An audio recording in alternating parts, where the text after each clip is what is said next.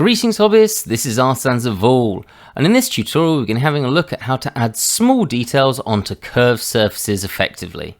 So a few videos ago we were having a look at how to make this armoured shoulder pad, and as part of that we shrink wrapped this icon onto it. If you want to check out that video, there is a link in the top right hand corner and also in the description of this video. Now since then I had a message which posed an interesting question of how to add smaller items onto an object like this, and if shrink wrapping is still the way to go with it. Now this does depend on the item itself, but I would generally say no. With smaller items, most of the time you don't need to shrink wrap this to a surface, though in some instances you might if it's meant to lay perfectly flat and stick with the curve. But I thought it'd be interesting to do a video on this anyway, so I've got a nice blank version of this shoulder pad here for us to have a look at. I'm just going to hide that one so it doesn't get in the way.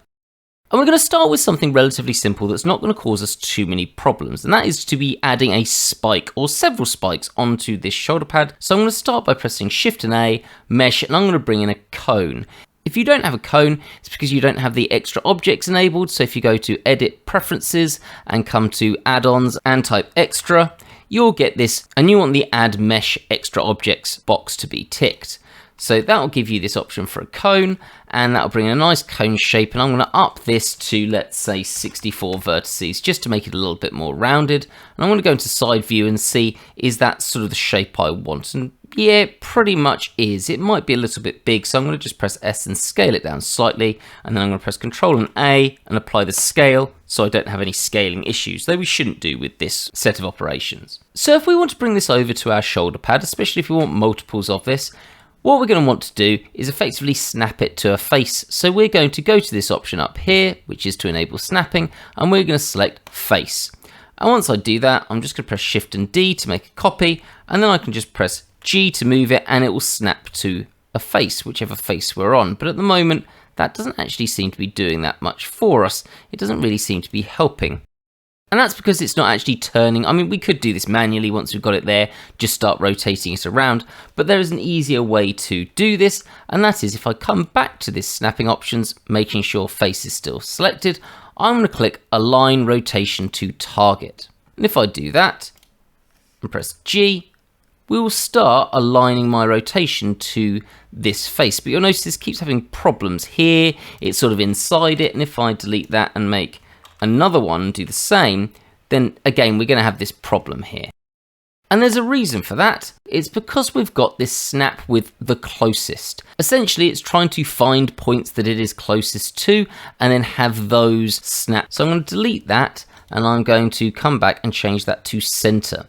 Now, while this is called center, this is actually a little bit of a lie. It doesn't actually mean the center, it means origin. So I've just Shift D to copy that again, and now I'm going to G, and we've got a much better effect here. But we've still got a problem. At the moment, hardly any of this spike is sticking out, and we definitely do want a little bit going into the object. It's going to help us when booleaning everything together if this is for 3D printing, and that's going to be really important. But you'll notice, as I said, it doesn't go to the center of the object, it goes to the object's origin. And therefore, we want the origin further down the object. So I'm going to come back to my original object, come to side view here, and we're just going to move the origin slightly down. Now there's two ways of doing this. The first is to go into vertex mode, A to select all the vertices, and then I can G and Z and move that wherever I want. So that's the first way of doing it. The second way is if I come up to here where it says options, I'm just going to go out of object mode. If I go to options, I can actually select the transforms to affect the origins, and that brings up this icon here, and I can just press G and Z, and that's going to allow me to move my origin down. Notice I'm not going to put it all the way to the bottom, and then I can just come back and unclick that. Now my origin is down there. Now both ways are equally acceptable. I generally got used to mucking around with the origins by doing it that way. I found that it tends to be a bit more useful, but some people prefer just the speed of being able to go into the vertex and fiddle around with that. It's entirely up to you which one you pick, but either way, with our origin further down, I can press Shift and D, and now when I copy this, it's going to have a much nicer effect going onto our object. Let's do another one, and another one. Something like that. So now I've got my spiked shoulder pad. So that's all well and good, nice and easy to do, but there are actually some problems with this technique that aren't really shown by this, and I've seen a lot of tutorials of people doing things with circular objects or cylindrical objects, and it doesn't really show this problem. So I'm going to delete this out and make sure you're aware of this. So let's have a look at this other problem, because it is one you're likely to come across. So this time I'm going to press Shift and A, and I'm going to bring in a cube instead. And I'm going to go into vertex mode. I'm going to grab those vertices, and I'm going to press M and at center to make a sort of pyramid type spike instead of one that's round. And the reason we're doing that is this is going to give us something to identify. We've got edges to it. So let's have a look at this side on. I'm probably going to need to shrink this down a bit. Definitely do. So S to scale it, something like there. And I want the edge of my spike to be at the bottom. So I'm going to go into vertex mode, come above, A to make sure everything's selected. It already was, but it's always good to be safe. R, and I'm going to type 45, and that looks nice.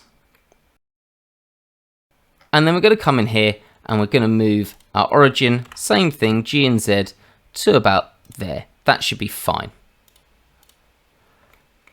Right, now, I've done this to demonstrate a point, and it makes it nice and easy to see this way. So at the moment, we've got our Y direction in green, which is in line with one of the edges of this pyramid. We've got the X in red, and again, that's in line with one of the edges of the pyramid. And then we've got the Z axis, which is obviously pointing up, but we can't see it at the moment. Now, to make this easier to understand, I'm just gonna click on this gizmos option, select move, and then what I want to do is change this to be local, so it's always showing the direction of this object. So let's just carry on, so Shift and D, and let's move this over here, and we can see what's happened. Our Z-axis has aligned with the face that we've gone to, and it's done that by looking at the normal of these faces. Now, if I click on this object and go into face mode, and then change my viewport overlay to show the normals, and I can just slide this along to make the normals a bit bigger, you can see each of these faces has a normal. It points out pretty much perpendicular to the face, and that is what my Z-axis of this object has aligned to. It's a bit difficult to show both at the same time, but hopefully you get the idea. Now, the problem with this is that while it has done this in this instance for the Z-axis, you don't really have a good way of controlling the X and the Y, or at least there's not one that I'm aware of. If you're aware of one, do please feel free to let me know. It would save me a world of time. But I'm not aware of one of basically saying, for example, I always want the Y-axis to point downwards, or close to downwards. It'd probably be just too confusing to get it to work when you've got it trying to focus on the Z-axis to be pointing in the same direction as the normals. So we're gonna have to change that to make sure it's correct. So what I'm gonna do is I'm gonna get into a view that looks about right, somewhere around here. And all I'm gonna do is press R, and then I want it in the Z-axis, so I'm gonna press Z. But at the moment this is doing it on the global Z-axis, but if I press Z again, then it will change it in the Z-axis of the object. So it's rotating around effectively the tip of the point, and I can change that to there. And then I can just do a few more. So I can Shift and D, bring another one here. And again, I'm gonna have to R, Z and Z, and I can rotate that round to something like that. In fact, I think it needs to come a bit more here to be centered. And then Shift and D, and I can do the same thing there. That one doesn't look like it needs rotating. And another one, let's say there, and that one does need rotating, so R, Z, Z, and let's rotate that round. So this is a little bit tedious. You do have to fiddle around with this a bit, and obviously once you've got two, we could use something like hard ops to flip those across, or we could just have used something like a mirror modifier. So let's just fix these a little bit. So that's looking a lot better now. I'm much happier with that, and we've got our points, or our edges of our points, facing the correct direction.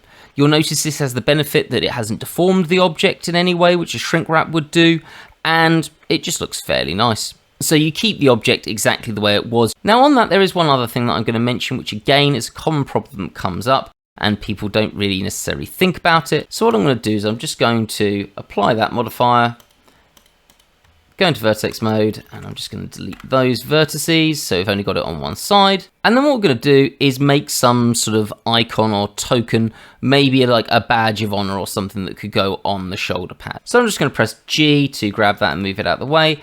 And let's bring in, I don't know, let's make something that looks like a bullet. We'll do this as some sort of token that this guy's a particularly good marksman. So Shift and A, and I'm going to bring in a cylinder. Let's bring this up to our 64 vertices. And let's modify this around a bit to make it look more like a bullet. So I'm going to go into edge mode, Control and R to bring in an edge loop, move that down. I'm going to disable these normals because they're annoying. I'm going to Control and B to bevel that, give it a bit of width. Actually, let's G and Z that up a bit. And then if you've got hard ops, you can just press Q and over EM macro press Alt, and that will automatically allow you to scale in and out. Or if you don't have that, you could just come over to where it says extrude region, and if you hold it down, you can extrude along the normals, and that will do the same thing. So entirely up to you the way you go about that, probably depending on if you've got hard ops.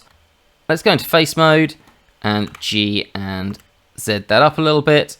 I to inset, E to extrude, and let's Shift and B and scroll my mouse wheel up to make a rounded end to this bullet. Not a great bullet, it looks a little bit more like perhaps lipstick, but if this was some sort of grenade round, that's sort of what they look like. So we'll just go with that. And then I'm going to Shift and A and I'm going to bring in another cylinder, G and Z that up a bit, R and X, typing in 90, S to scale that up. Let's press Shift and Z so I can see that. And that looks about right, maybe scale it down a little bit.